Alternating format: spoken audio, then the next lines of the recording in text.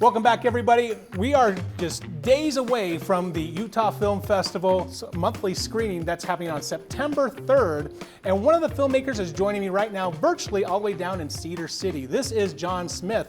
He is the writer of Wonderstone and is one of the faculty down at SUU. Jon, first, how are you doing? It's been a while. It's great to be here. It's great to get ready for another semester, and it's great to be producing films in Southern Utah. Now let's go ahead and talk about Wonderstone real quick. What is Wonderstone? Well, let me give you some background.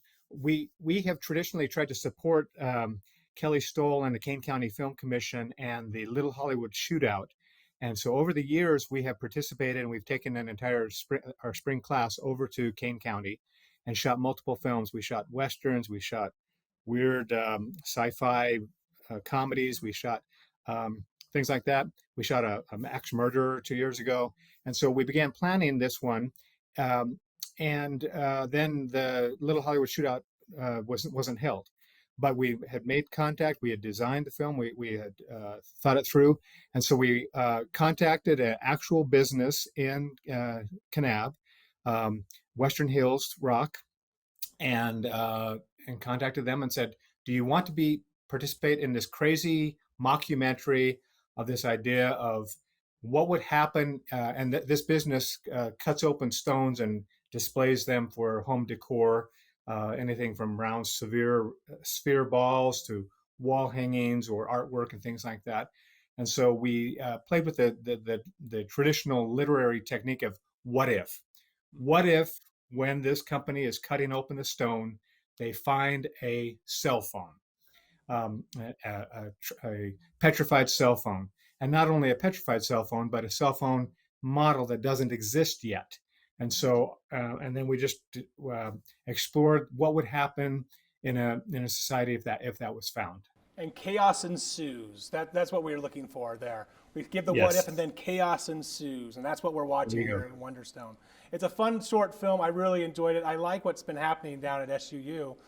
When I was there, a film program doesn't exist or didn't exist, but it sounds like there is one now that's getting going. Can you give me a little information about SUU's film program? Yes. So when you were down there in Cedar City, we had a major in communication with an emphasis in broadcasting, and you did great work down there and cut some of your teeth and learned some of your skills there. And we've been impressed with what you've done with some of those skills.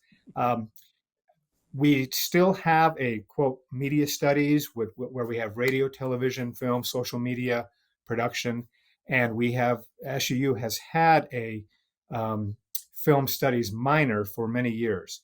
Now, beginning this fall, we are adding a production element to that media studies minor and making it a full Bachelor of Fine Arts, the only one in the state, by the way, a Bachelor of Fine Arts in film production, which combines three departments: the English department with the writing, the theater department with its directing and producing, and our film studies area.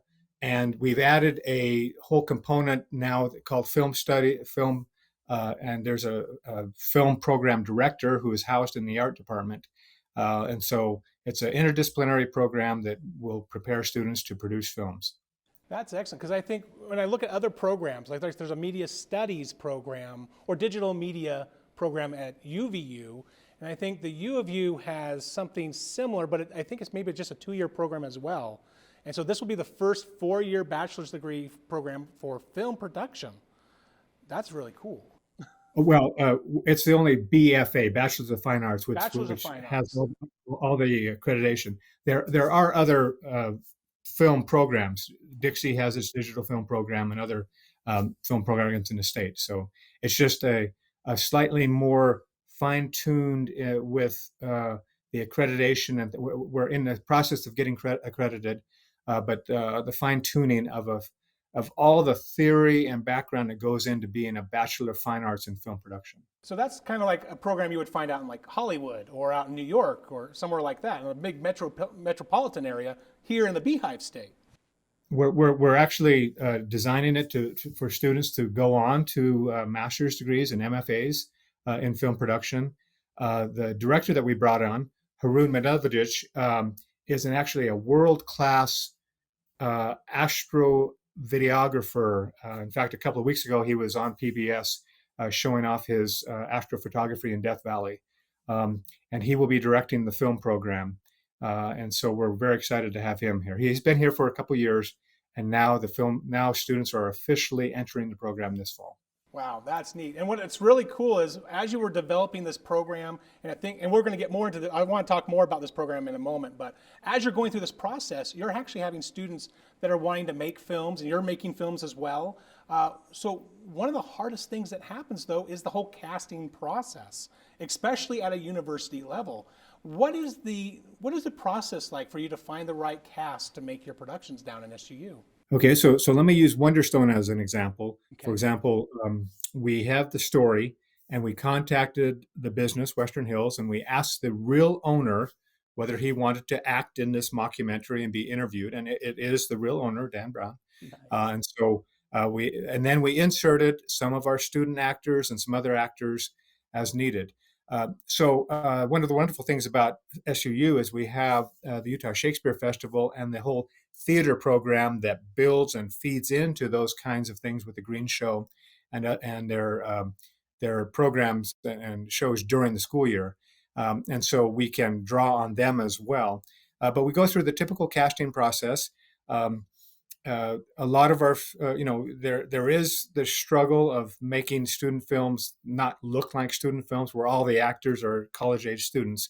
And so you do have to reach out and kind of recruit, and you're just always on the lookout for possible actors for your shows. That sounds really familiar. Even on the Indian professional circuit, we do the same thing. Like, you have your pool of actors you can pull from locally, but you're like, you know what?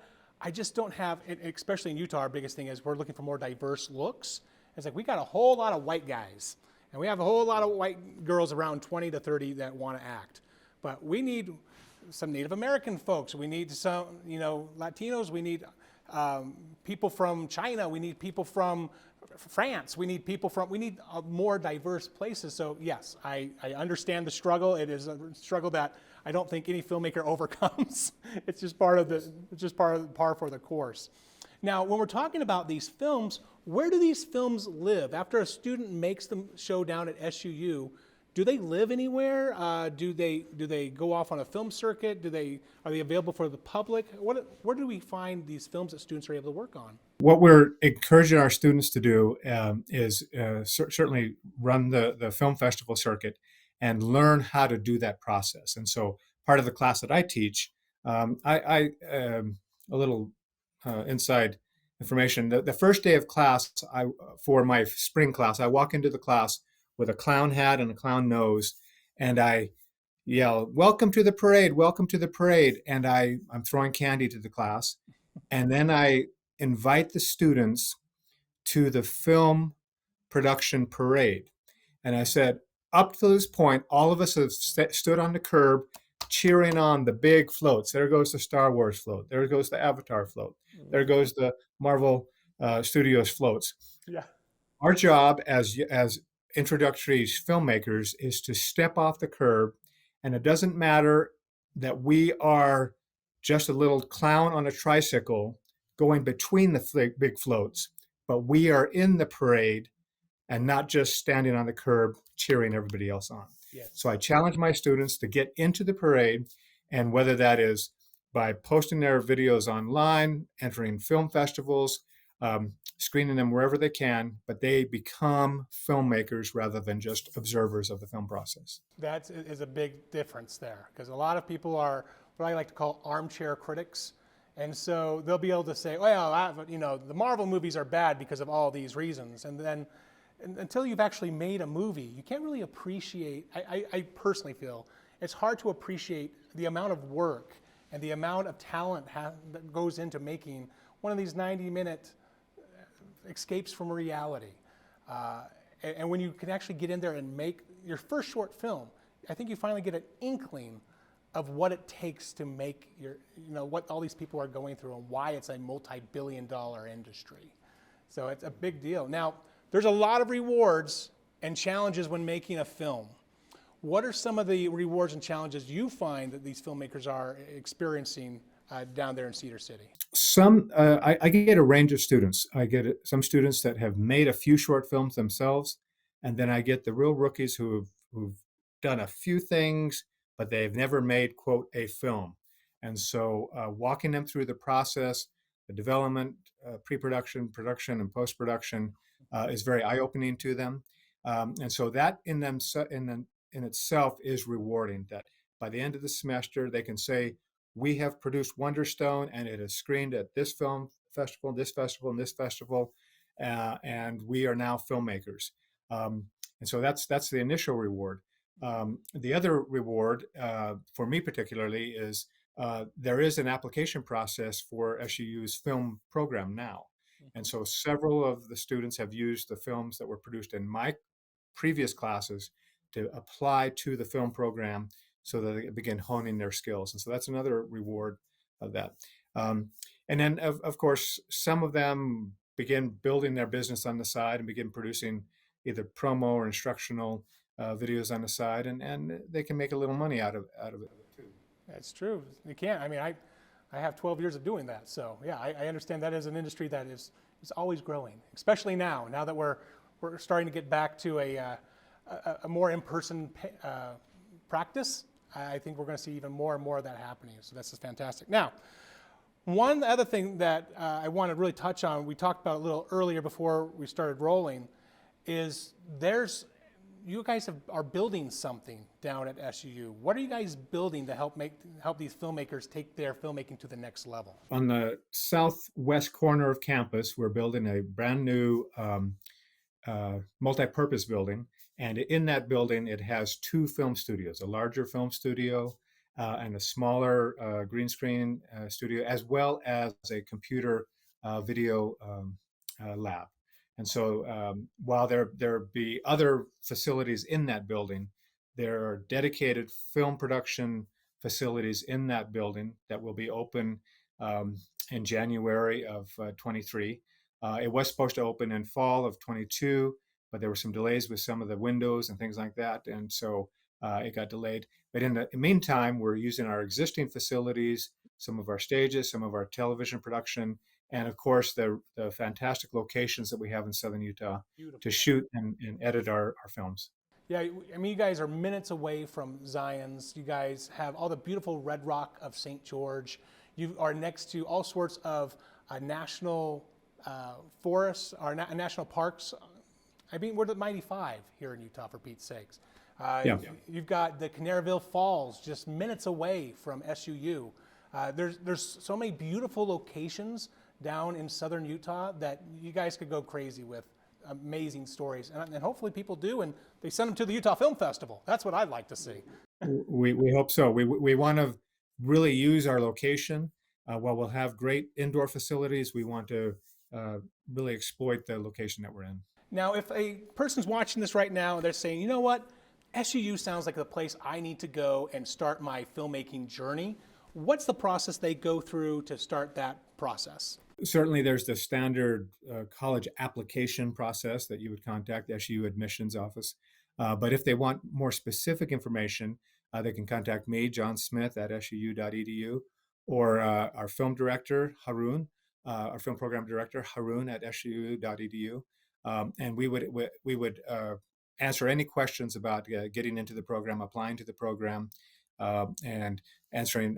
Probably most of the questions would involve what courses are part of that program, and we would detail the screenwriting and the cinematography, the lighting, and all those kinds of classes that we would have. I'm excited. I think a lot of people who are watching this that are interested in getting into film production, if they're ready to do this from the academic standpoint, is a great resource, because you go there, you have people who know what they're doing, first off, but then you have access to the equipment and you have access to locations that you may not have at home.